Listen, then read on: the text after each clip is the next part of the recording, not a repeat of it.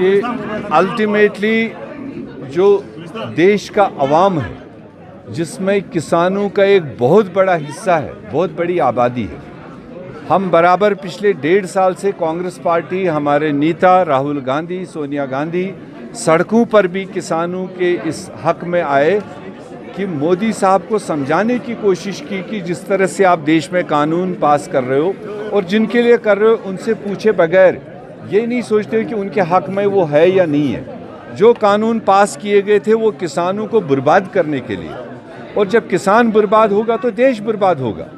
ऐसे में जब अब उत्तर प्रदेश में चुनाव है, वहाँ पर किसानों ने घेराबंदी कर ली भारतीय जनता पार्टी को। उनके मंत्री नहीं बाहर निकल पा रहे थे, उनके मिनिस्टर नहीं निकल पा रहे थे।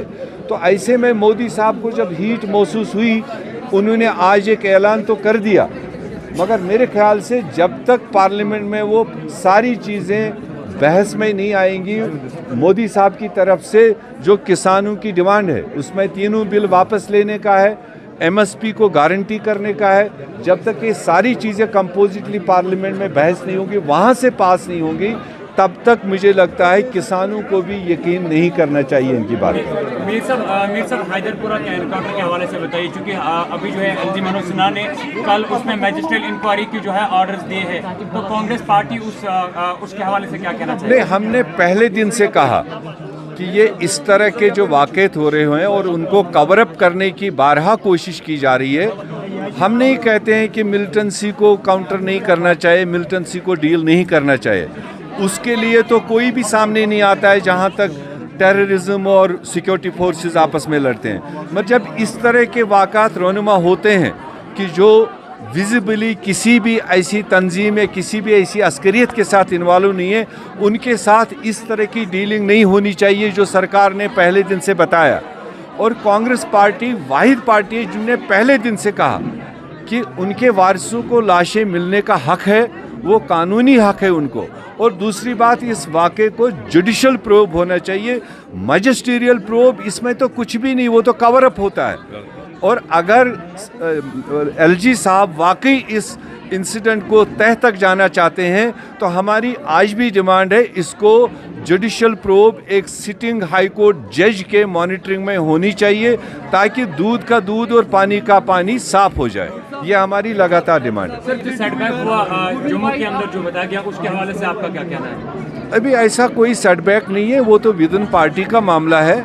अगर कुछ लोग उसमें 2-2.5 लोग पार्टी के ओहदे में थे और जो वैसे भी 4 साल से कहीं पर किसी एक्टिविटी में नहीं आते थे, अब उन्होंने अगर ऑफ़र किया है कि हम पार्टी के ओहदे पर नहीं काम करना चाहते हैं, उसके लिए अगर वो सही है, उन्होंने लिखा हाईकमांड को, high command will take note of that. उसमें हमें और कुछ ज़्यादा नहीं करना। ये भी कहना है कि